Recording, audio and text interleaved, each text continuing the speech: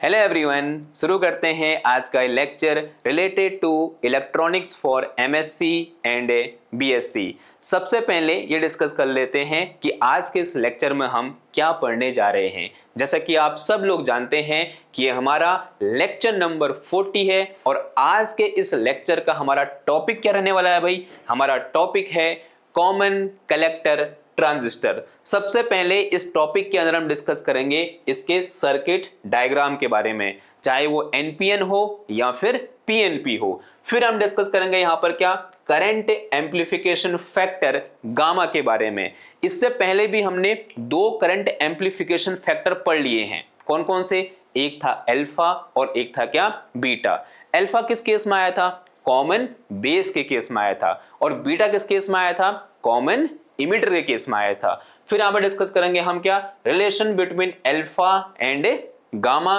फिर हम पढ़ेंगे एक्सप्रेशन फॉर इमिटर करंट यानी आईई। फिर हम डिस्कस करेंगे कॉमन कलेक्टर ट्रांजिस्टर के एप्लीकेशन और लास्ट में हम पढ़ेंगे क्या comparison in between common base, common emitter and common collector.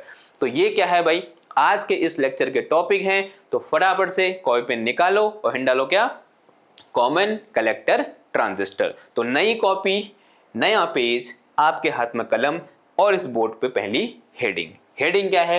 Common collector transistor. और सबसे पहले बात करें किसके बारे में? इसके सर्किट डायग्राम के बारे में, वो भी किस टाइप के ट्रांजिस्टर के लिए? एनपीएन के लिए। ठीक है, तो सबसे पहले यहां पर डायग्राम बना रहे हैं। डायग्राम कैसे बनता है वैसे एक बार हमने पहले भी डिस्कस कर रखा है, लेकिन एक बार शॉर्ट से रिकैप कर लेते हैं। ठीक, तो इस तरह से मेरे पास मैंने मान लिया यहां पर बेस है, कलेक्टर है और इमीटर है। अब कलेक्टर कॉमन होना है तो उसको नीचे बना रहा हूं मैं। तो यहां मैंने क्या बना दिया भाई, ये बेस बना दिया और एनपीएन मान लिया। तो ये एन है, ये पी है, ये एन है, ये मेरा क्या होगा? इमीटर होगा। ये मेरा क्या है? बेस है, ये मेरा क्या है? कलेक्टर है। ठीक है, अब क्या करनी है भाई? बाइसिंग करनी है। अगर बाइसिंग करनी है, अब समझना भाई बाइसिंग कैसे होगी। ये पॉजिटिव है, ये पी है, तो इससे क्या जुड़ेगा भाई? पॉजिटिव जुड़ेगा। तो ऐसे जोड़ दो यूं करके। ठीक है, अभी समझेंगे हम ऐसे हम कैसे कर पा रहे हैं। ये P है तो इससे क्या जुड़ेगा? पॉजिटिव, ऐसे करके।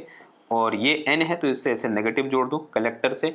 अब यहाँ पर करंट P से N की ओर जाएगी। तो यहाँ कैसे कनेक्शन होगा, ध्यान समझना बात को। यहाँ मुझे और एक बैटरी जोड़नी है यूं करके। तो ऐसे कुछ करंट फ्लो करेगी। अगर ऐसे करंट फ्लो करेगी तो यहाँ क्या आएगा? पॉजिटिव नेगेटिव पॉजिटिव नेगेटिव, ऐसे कुछ होगा। ठीक है, नाउ ये जो बैटरी है इसका नाम क्या होता है? VBC होता है।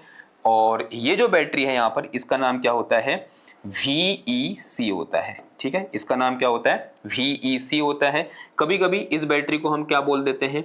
VBB भी बोल देते हैं। और कभी कभी इस बैटरी को हम और क्या बोल देते हैं? VEE भी बोल देते हैं। ठीक है, ये कब बोलेंगे हम? जब मेरे यहाँ क्या लगा होगा? एक रेजिस्टेंस लगा होगा, आउटपुट रेजिस्टेंस। और VBB कब बोलेंगे? जब मैं यहाँ पर इनपुट में कुछ सिग्नल दे रहा हूँ। क्लियर बात इतनी? नाउ अब करंट कैसे फ्लो करेगी भाई? यहां करंट फ्लो करेगी ऐसे करके। इस करंट का नाम क्या होगा? IE करंट होगा। और यहां भी कौन सी करंट होगी? IE करंट होगी। यहां से कौन सी करंट जाएगी भाई? इधर की ओर IB करंट जाएगी। और यहां कौन सी करंट चली जाएगी? हमारी IC करंट चली जाएगी। और एक बात हमको ध्यान रखना होगा कि जो IE होगा भाई वो हमेशा किसके बराबर होगा? IB प्लस IC के बराबर होगा। ठीक है, याद है बात समझ में आ रही है आपको? अब जरा समझना है यहाँ पर। यहाँ मेरे पास दो डायोड हैं, आपको साफ साफ दिख रहा है। एक डायोड यहाँ पर इस तरह से है। ठीक है, ये मेरे पास P है, ये N है। और एक डायोड भाई इस तरह से यहाँ पर लगा हुआ है यूं करके, ऐसे करके। इसको मैंने क्या बोला? डायोड 1 बोला। इसे मैंने क्या बोला? डायोड 2 बोला। दो डायोड है यहाँ पर, एक डायोड ये है, एक डायोड ये है। एक डायोड इमीटर और बेस के बीच में है और एक डायोड बेस और कलेक्टर के बीच में है। नाउ इन एक्टिव मोड क्या होता है भाई? समझना जरा। इन एक्टिव मोड जब मेरा ट्रांजिस्टर क्या होगा? एक्टिव होगा। तो उस केस में क्या होगा कि जो मेरे पास D1 है वो फॉरवर्ड बायस होगा और जो D2 है वो रिवर्स बायस होगा। तो इस केस में जो D1 है मेरा वो कैसा होगा? फॉरवर्ड बायस होगा। और जो D2 है वो कैसा होगा? मेरा रिवर्स बायस होगा। इस बात का आप ध्यान रखें। यानी इमीटर बेस जंक्शन में जो जंक्शन है वो कैसी होगी? Forward bias. और जो मेरे पास बेस कलेक्टर जंक्शन है वो कैसी होगी? हमारी रिवर्स बायस होगी। ये बात आपको समझ में आनी चाहिए। ठीक है, और ये कब होगा? एक्टिव मोड में, यानी जब मेरा ट्रांजिस्टर काम कर रहा होगा। ठीक ना, ये तो किसके लिए हुआ भाई, एनपीएन के लिए हुआ। ऐसे में किसके लिए ड्रॉ कर सकता हूं या किसके लिए बना सकता हूं, पीएनपी के लिए बना सकता हूं। बनाओ फटाफट फिर। तो इस तरह से अगेन मैंने क्या ले लिया, यूं करके एक स्लैब जैसी बनाई,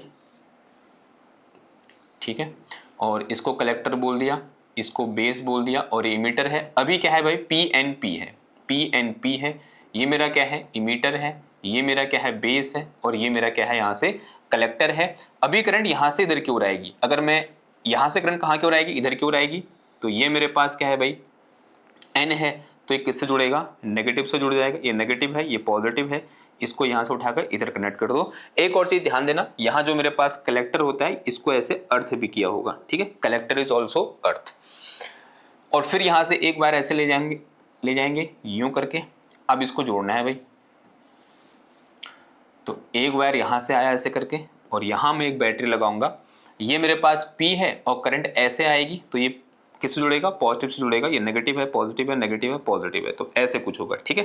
तो ये बात समझ में आई आपको, ठीक है ना। इस बैटरी का नाम क्या होता है, इस बैटरी का नाम होता है VBC, या फिर इसी को हम और क्या बोलते हैं, VBB बोलते हैं।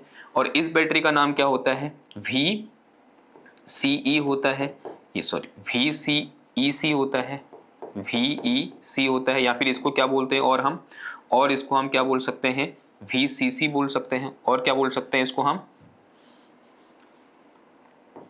और करके VEE भी बोल सकते हैं। क्या बोल सकते हैं, VEE बोल सकते हैं। अब करंट देखो भाई, यहाँ कौन सी करंट फ्लो करेगी मेरी, IE जाएगी, यानी यहाँ से अंदर IE जाएगी, तो यहाँ से बाहर क्या आएगी मेरे पास, IB आएगी, और यहाँ से बाहर क्या आएगी मेरे पास, IC आएगी, और यहाँ कौन सी करंट होगी मेरे पास, IE करंट होगी, ठीक है। और एक चीज और, यहाँ पर भी एक बात ट्रू होगी कि जो IE होगा वो IC प्लस IB के बराबर होगा। ये बात हमेशा क्या होती है, सत्य होती है, ठीक है। अगेन यहाँ मेरे पास दो डायोड हैं, ये मेरे पास P है, ये N है, ऐसे कुछ, और एक डायोड ऐसे लगा हुआ है यहाँ पर यूं करके। ये मेरे पास डायोड 1 है, ये मेरे पास डायोड 2 है, ठीक है। अगर मैं इन एक्टिव मोड की बात करूं, इसके लिए इन एक्टिव मोड, तो अगर मैं इसके लिए एक्टिव मोड की बात करूं, जो D1 डायोड होगा कैसे होगा, फॉरवर्ड बाइस होगा, और जो D2 डायोड होगा वो कैसा होगा, मेरा रिवर्स बाइस होगा। इस बात का आपको ध्यान रखना है, ठीक है। जो D2 डायोड होगा कैसा होगा, रिवर्स बाइस, और जो D1 डायोड होगा कैसा होगा, मेरा फॉरवर्ड बाइस होगा। कहाँ, इन एक्टिव मोड, ओके। आगे बढ़े भाई, ये क्या हो गया भाई, इसका सर्किट डायग्राम हो गया। आप चाहो तो इसको सिंबल के फॉर्म में भी सर्किट डायग्राम आसानी से बना सकते हो। मैंने यहाँ पर इस तरह से आपको क्रिस्टल के फॉर्म में दिखा दिया कि भाई ये पूरी स्लैब है, यहाँ पर एक सिलिकॉन का क्रिस्टल हो सकता है या फिर जर्मेनियम का हो सकता है। आगे बढ़े और आगे बढ़ते हैं, बात करते हैं किसके बारे में, करंट एम्प्लीफिकेशन फैक्टर के बारे में। आगे बढ़ते हैं और बात करते हैं किसके बारे में, current amplification factor in case of common collector. Hint डालो इस तरह से, क्या, current amplification factor, amplification factor gamma के बारे में। अब ये जानने से पहले एक चीज आपको समझनी पड़ेगी, यहां पर क्या, इनपुट करंट कौन सी है और आउटपुट करंट कौन सी है। देखो यहां इनपुट करंट कौन सी है, IB है। जो IB है वो मेरी क्या होती है, यहां इनपुट करंट होती है, और जो मेरे पास IE है यहां पर वो मेरी क्या है, आउटपुट करंट है। जो इमीटर करंट है वो मेरा क्या है, आउटपुट करंट है। ये हमारी क्या है, आउटपुट करंट है। सेम उस तरह से यहां पे देखने को मिल रहा है कि जो मेरे पास IB है वो क्या होगी, मेरी इनपुट करंट होगी, और जो IE होगी वो क्या होगी, मेरे पास हमारी आउटपुट करंट होगी। IE क्या होगा, हमारे पास आउटपुट करंट होगी, ठीक है। इस बात का आपको ध्यान रहे, ये समझ में आ रहा होगा, बहुत सिंपल सी चीज है, ओके ना। अब इधर आते हैं, क्या है भाई, करंट एम्प्लीफिकेशन फैक्टर गामा की हम बात कर रहे हैं। तो इस केस में जो करंट एम्प्लीफिकेशन फैक्टर गामा होता है वो क्या होता है, change in output current in delta IB upon कितना आ जाएगा, change in input current delta IB, यानी डेल्टा IE अपॉन कितना आ जाएगा, डेल्टा IB। ये क्या होता है यहाँ पर, करंट एम्प्लीफिकेशन फैक्टर गामा होता है। वी ऑल्सो नो दैट अगर मैं अल्फा की बात करूं तो भाई अल्फा इक्वल टू क्या होता है, अल्फा के केस में आउटपुट करंट क्या होती है, आईसी होती है। तो ये कितना आ जाएगा यहाँ मेरे पास, डेल्टा आईसी आ जाएगा, और अपॉन में कितना आ जाएगा, डेल्टा आईई आ जाएगा।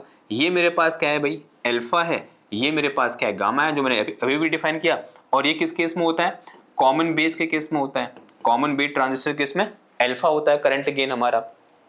नाउ अगर मैं इनके बीच रिलेशन निकालना चाहूं, relation between alpha and gamma, अगला क्या होगा मेरा, relation between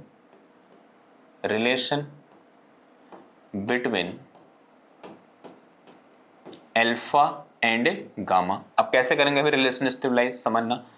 as we know I E equal to क्या होता है, आई सी प्लस आई बी के बराबर होता है। अगर मैं यहां से डेल्टा आई ई निकालूंगा तो delta I E will be equal to delta I C plus delta I B आ जाएगा। Said some equation number 1। अगर मैं यहां से एक काम करूं,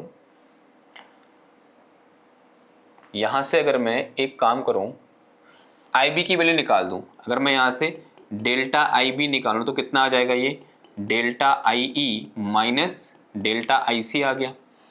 and we know that this gamma equal to क्या होता है मेरे पास, delta I E, gamma equal to delta I E upon में कितना आता है, डेल्टा आई बी के बराबर आता है।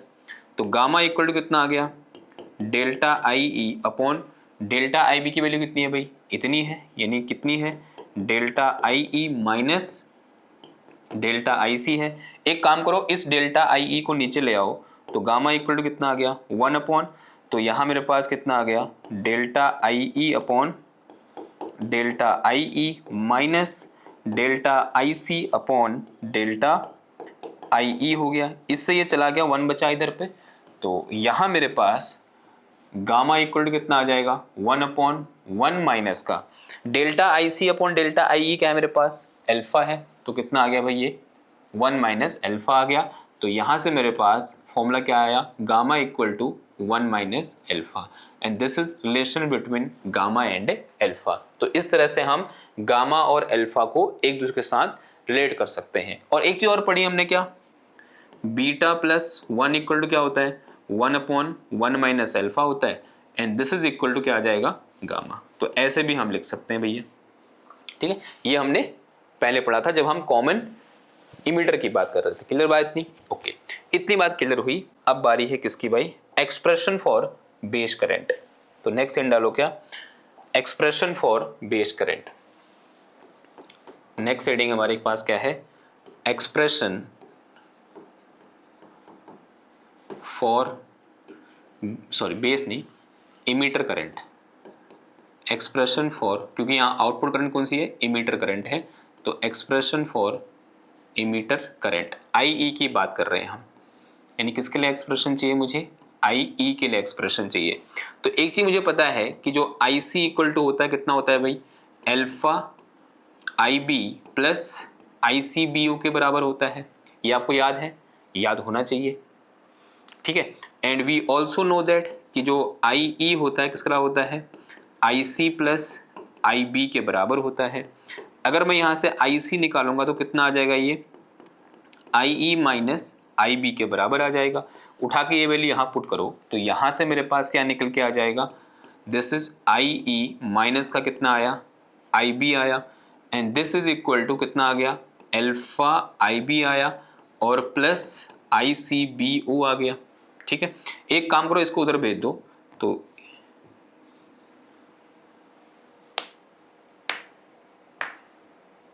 कुछ गड़बड़ कर दिया ना मैंने। ये जो यहाँ पर चीज लिखी है ये क्या होती है, आई ई होती है, ठीक है। दिस इज इक्वल टू आई ई, तो ये क्या आएगा यहाँ पर, आई ई आएगा, ठीक।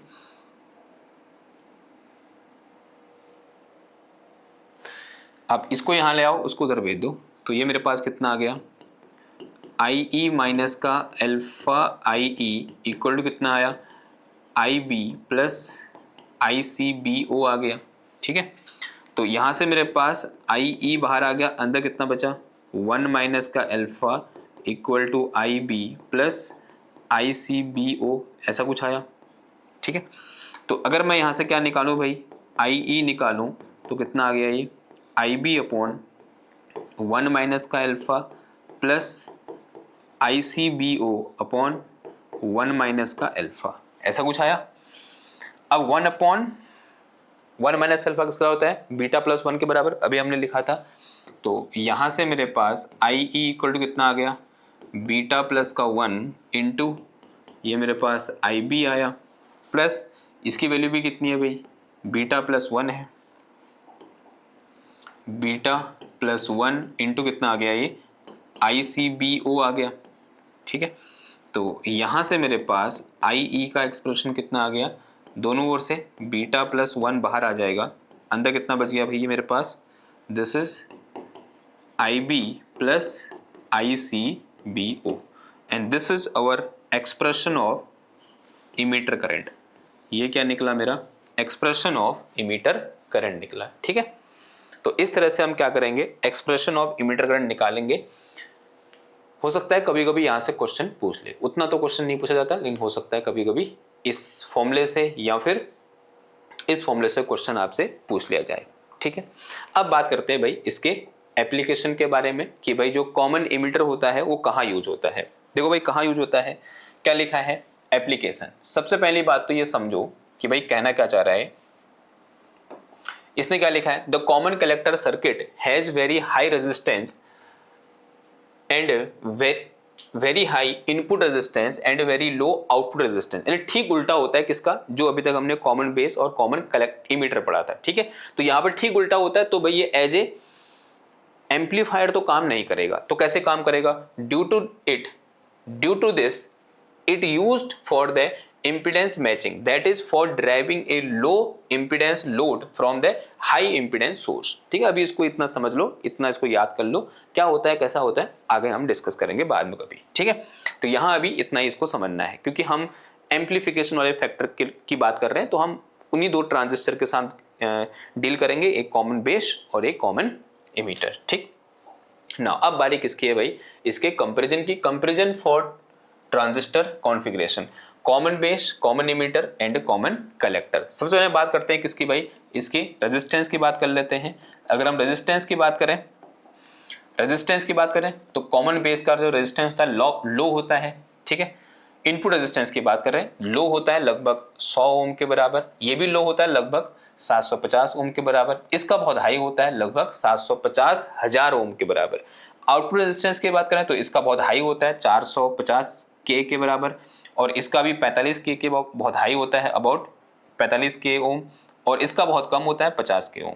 ठीक है, सॉरी 50 ओम ओनली। फिर बात करते हैं किसके बारे में, वोल्टेज गेन के बारे में। इसका लगभग 150 के अबाउट होता है, इसका 500 के अबाउट होता है, और इसका लेस देन 1 होता है। ठीक है, तो इसलिए ये काम नहीं करता एज ए एम्पलीफायर। फिर amplification for high frequency, application for high frequency application में यूज होता है, फॉर ऑडियो फ्रीक्वेंसी में काम आता है, फॉर इम्पीडेंस मैचिंग ये काम आता है। फिर बात करते हैं किसी करंट गेन की, यहाँ पर नो करंट गेन, बिकॉज जो अल्फा होता है बहुत ही कम होता है, लगभग लेस देन 1 होता है ना, 0.99 के आसपास कुछ ऐसा आता है। ठीक है, अप्रोक्सीमेटली, और ये इसका बहुत हाई होता है, लगभग 50 से लेकर 520 के बीच में लाई करता है, और इसका एप्रिशिएबल होता है, उतना अच्छा नहीं होता बट एप्रिशिएबल। ठीक है, मतलब ओके, ये बात समझ में आ रही है आपको। तो ये क्या होगा भाई, कंपैरिजन हो गया, इसका आप स्क्रीनशॉट भी ले सकते हैं। तो आज का ये लेक्चर था, एक अच्छा लेक्चर था और समझने वाला लेक्चर था। आई होप आपको ये लेक्चर समझ में आया होगा। ठीक है, और अंत में फिर वही कहूँगा मैं, अगर आपको ये लेक्चर सीरीज पसंद आती है तो इन लेक्चर्स को शेयर कीजिए और इस चैनल को सब्सक्राइब कीजिए और नीचे कमेंट भी कीजिए। मैं मिलता हूँ आपसे नेक्स्ट क्लास में एक और नए टॉपिक के साथ। तब तक थैंक यू, धन्यवाद, बाय बाय।